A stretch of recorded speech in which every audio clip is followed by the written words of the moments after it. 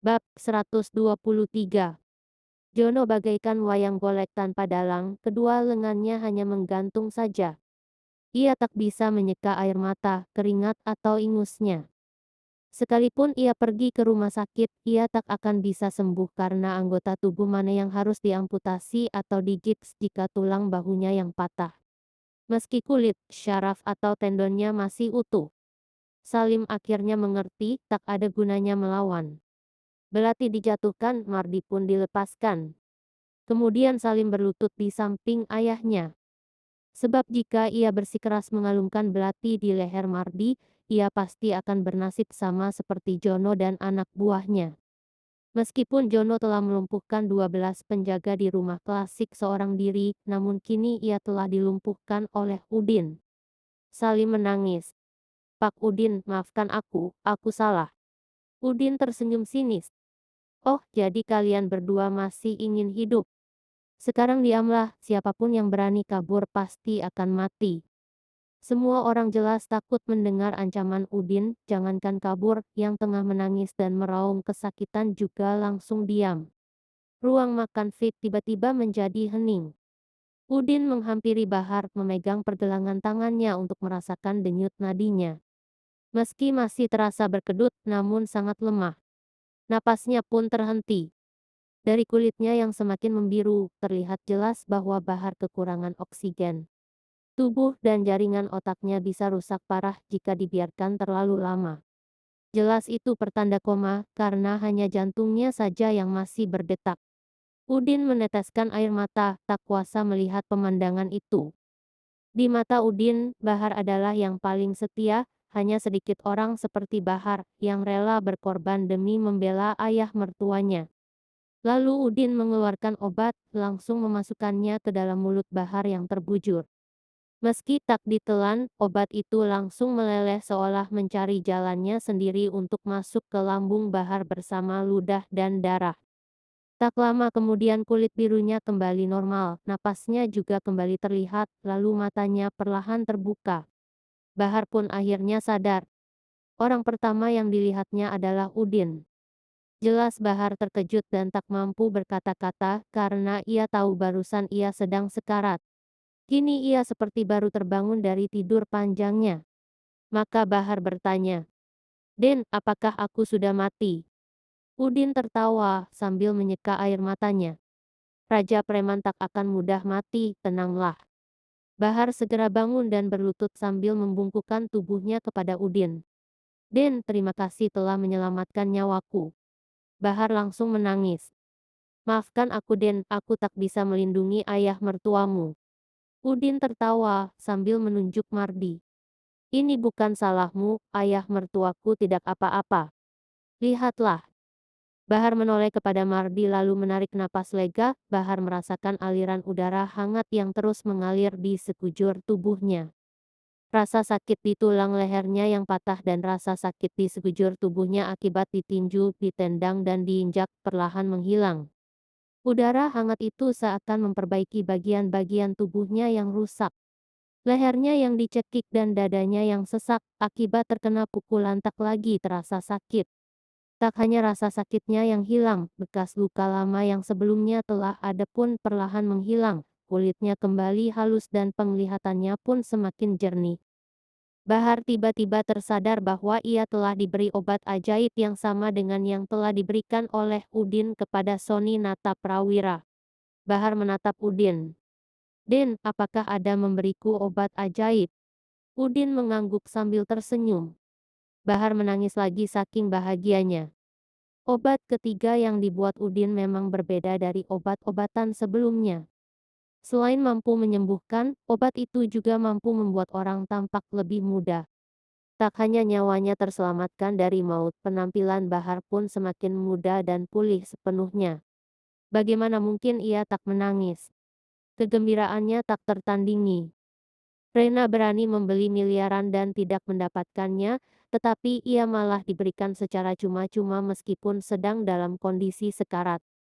Maka Bahar berdiri dan melihat sekeliling ruang makan Fit yang telah acak-acakan. Liman dan Salim terlihat berlutut dan menunduk tanpa bicara. Kelima pengawal Rena juga terkapar namun diam. Bahar bisa membayangkan betapa kacaunya keadaan saat ia tak sadarkan diri, 1 lawan 7, tak seorang pun akan menyangka bahwa pemenangnya adalah Udin. Bahar bertanya kepada Udin, apa rencana Ada sekarang, apakah ketujuh orang ini akan dibunuh? Udin tersenyum sambil menggeser 2 kursi, lalu duduk. Silakan duduk dulu, aku akan menjadi hakimnya, kamu panitera. Kita akan mengadili mereka. Bahar bingung, lalu duduk di sebelah Udin. Diadili. Apa maksudmu? Udin memelototi Liman dan Salim sambil menunjuk. Terdakwa Liman dan Salim, kalian berdua anjing keluarga Sanjaya dan berniat membunuh kami, apa pembelaan kalian? Liman dan Salim gemetar. Liman menjawab, Pak Udin, aku terpaksa karena diperintah dan disuruh menduduki jabatan Raja Preman Bandung oleh Rena. Udin tersenyum lagi. Karena kalian hanya diperintah, kalian terbebas dari hukuman mati. Liman dan Salim gembira, lalu mereka menangis penuh syukur. Udin kembali berbicara. Tapi terbebas dari kematian bukan berarti kalian tidak akan dihukum. Liman dan Salim saling berpandangan, lalu Liman berkata, kami berdua akan setia kepadamu dan bersedia melakukan apapun yang kamu perintahkan. Udin menggeleng. Aku tidak ingin kau menjadi beban bagiku. Udin menoleh kepada Bahar sambil menunjuk Salim. Kan jika anak ini orang miskin, apa yang pantas sebutan untuk ayahnya? Bahar berpikir sejenak lalu berkata, tentu saja ayah orang miskin. Udin mengangguk. Benar Liman ayah orang miskin. Liman, bagaimana? Apa kau tidak terbebani dengan julukan itu? Liman menjawab, tidak, aku tidak terbebani, aku memang ayah dari orang miskin ini. Udin menoleh pada Bahar kembali. Kan karena terdakwa tidak terbebani, sebagai juru tulis kau harus mulai menulis lagi, mengukir kata-kata ayah orang miskin di dahinya. Bahar langsung tertawa, karena baru mengerti maksud Udin. Tapi, hurufnya terlalu banyak Den. Udin menjawab. Dahi Liman lebar, buat 2 baris ke bawah. Baiklah, ucap Bahar lalu mengambil belati Salim yang tergeletak di dekat kaki Mardi yang masih tak sadarkan diri. Liman jelas langsung gemetar sambil menangis. Tulisan orang miskin di dahi Salim, yang hanya 2 kata saja pasti menyakitkan. Sedangkan buat dahinya, Udin menambahkan 1 kata lagi, bahkan menjadi 2 baris. Jadi Liman menangis. Pak Udin, aku sudah tua, aku tidak akan sanggup menerima ukiran seperti anakku. Udin tersenyum. Aku tahu kamu sudah tua, jadi yang akan mengukirnya adalah Kang Bahar yang seumuran denganmu. Aku tidak akan melakukannya, aku bahkan tidak berani memegang kepalamu, karena bisa dianggap tidak sopan. Mendengar jawaban Udin, air matanya semakin deras. Liman menoleh kepada Bahar. Bahar, kamu kan buta huruf. Bahar terkekeh. Dulu iya, tapi sekarang aku bisa membaca, tulisanku sudah mulai bagus. Jadi tenanglah. Mardi berkata kepada Udin. Din, tadi orang itu akan mengukir kata mertua orang miskin di dahiku dan akan mengukir pula menantu miskin di dahimu. Liman semakin menangis. Pak Mardi, tadi aku cuma bercanda. Mardi marah. Bercanda apa? Belati anakmu sudah menyentuh dahiku. Untung menantuku cepat datang. Liman menatap Udin. Pak Udin, aku cuma bercanda, hanya untuk menakut-nakutinya. Udin tersenyum. Mau bercanda atau tidak, aku tidak peduli. Sekarang juru tulisku akan mulai menulis. Kamu harus diam, agar tulisannya bagus dan belatinya tidak meleset ke pipi atau menusuk matamu. Jika ada tulisan yang salah, susah untuk menghapusnya, harus dengan parut. Salim di samping Liman juga semakin gemetar, lalu menoleh ke Liman. Ayah, diam saja, terima saja, agau tidak lama. Jika ayah tidak diam, akan lebih lama menyelesaikannya, berarti sakitnya pun akan lama. Jika salah, menghapusnya tentu lebih menyakitkan. Liman melotot ke arah Salim. Sialan, meskipun tulisannya salah, coretannya akan permanen, dihapus tidak akan hilang, tidak seperti tulisan di kertas. Keringat dingin mulai menetes dari dahi Liman ketika ujung pisau mulai menempel di kulitnya.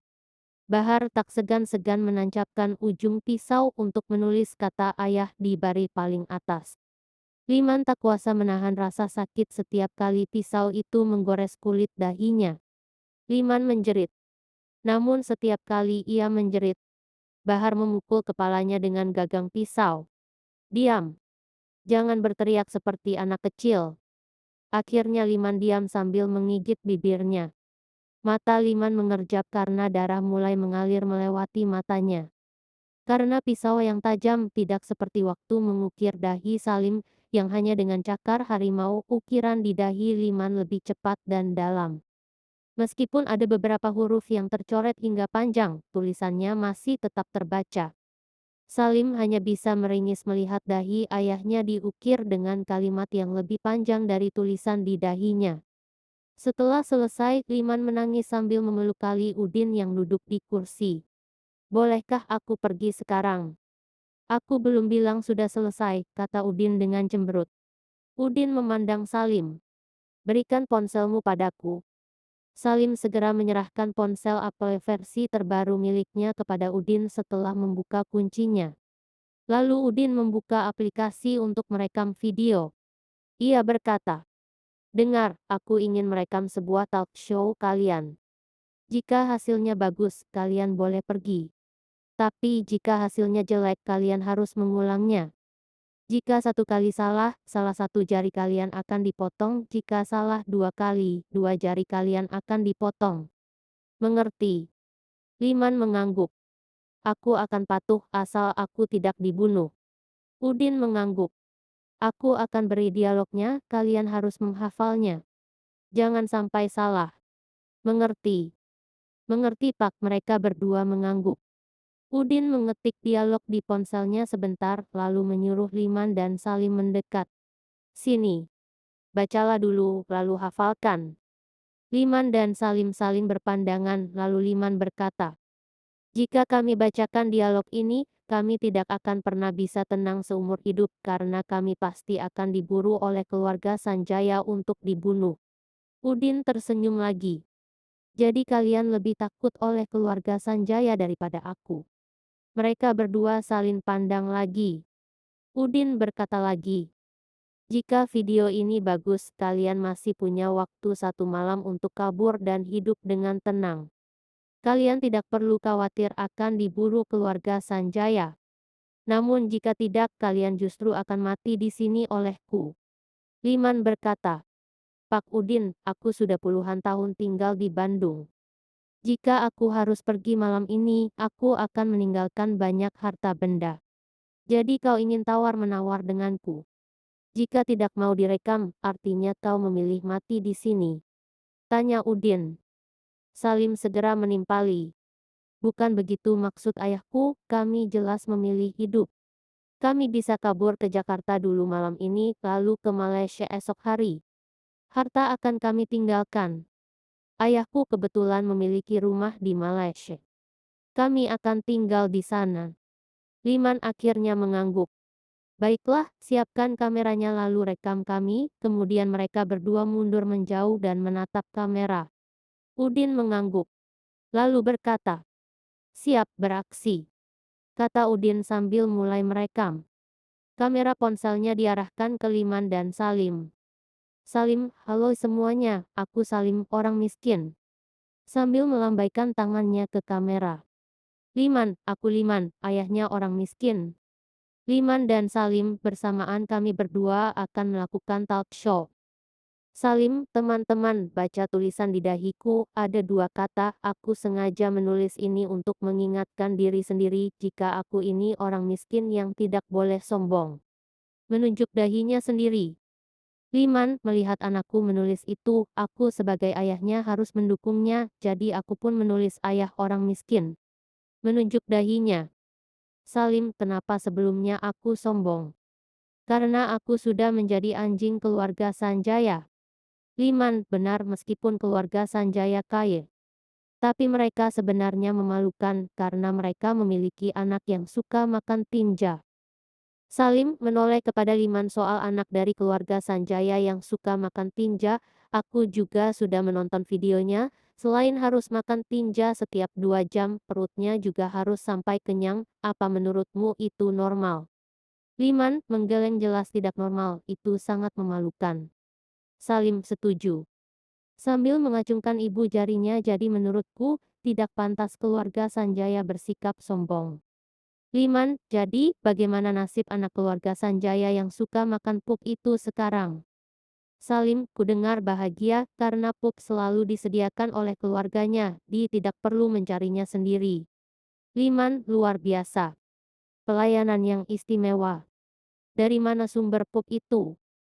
Salim, untuk memenuhi kebutuhan pup 12 kali dalam sehari, tentu saja seluruh keluarga Sanjaya, mulai dari kakek, nenek, ayah, ibu hingga anak-anaknya, tidak perlu lagi ke toilet melainkan menampung pup mereka dalam wadah penampungan. Liman, wah, keluarga yang harmonis dan kompak. Salim, tapi itu saja tentu masih tidak cukup, karena tidak semua anggota keluarga Sanjaya bisa menyetor pup setiap hari kan. Liman, oh. Terus bagaimana jika sudah waktunya makan tapi tidak tersedia pup? Salim, keluarga Sanjaya tentu harus membuka lowongan donatur pup, namun pasti tidak akan ada yang mau. Bagaimana jika kita berdua saja yang menyumbang pup? Mereka pasti akan senang menerima pup kita. Liman, saran yang bagus jika kita rajin mendonasikan pup. Keluarga Sanjaya pasti akan berterima kasih kepada kita berdua. Salim, bukan hanya berterima kasih, tapi kita berdua juga akan diberi makan banyak, agar bisa menghasilkan pup yang cukup banyak untuk anaknya. Liman, betul, jadi bukan hanya kita yang diberi makan. Secara tidak langsung kita juga telah memberi makan anaknya. Salim, betul sekali.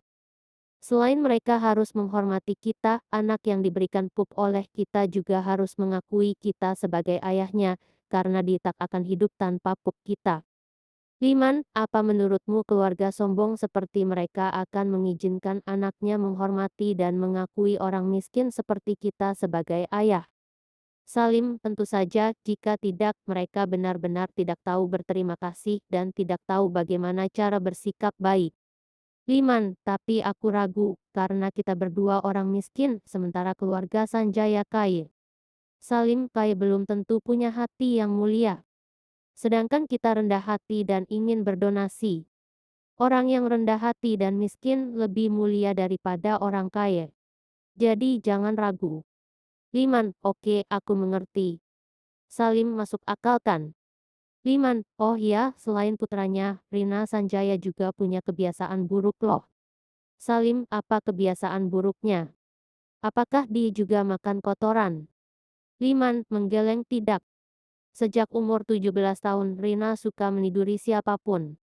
Salim, apa maksudmu? Liman, semakin sering dia berhubungan, Rina merasa statusnya akan semakin tinggi, karena dia bisa menaklukkan banyak wanita. Salim, apakah itu sudah menjadi kebiasaannya? Liman, tentu, bahkan Rina punya mimpi yang harus diwujudkan. Salim, apa mimpinya? Liman, mimpinya, sepanjang hidupnya, Rina harus bisa melakukannya sebanyak 10.000 kali. Salim, luar biasa. Setahun hanya 365 hari, artinya butuh 30 tahun jika dia berhubungan sekali dalam sehari. Apakah istrinya akan kuat? Liman, tidakkah kau mengerti, berhubungan tidak harus dengan istri saja kan? Dan tidak harus sekali dalam sehari. Bisa dilakukan berkali-kali, agar jumlahnya segera terpenuhi. Salim bertepuk tangan hebat. Berarti ada 2 orang dari keluarga Sanjaya yang memecahkan rekor dunia. Pemakan tai terbanyak dan berhubungan terbanyak. Lalu bagaimana dengan Raja? Liman, tertawa, kebiasaan Raja justru lebih parah. Salim, apa kebiasaannya? Liman, Raja tidak suka perempuan. Salim, terpana, hah? Maksudnya Raja gay. Liman, ya, tapi Raja lebih suka menjadi karakter wanita. Meskipun ia terlihat seperti pria di siang hari, di malam hari ia akan berubah menjadi wanita dan berangkat mencari pria.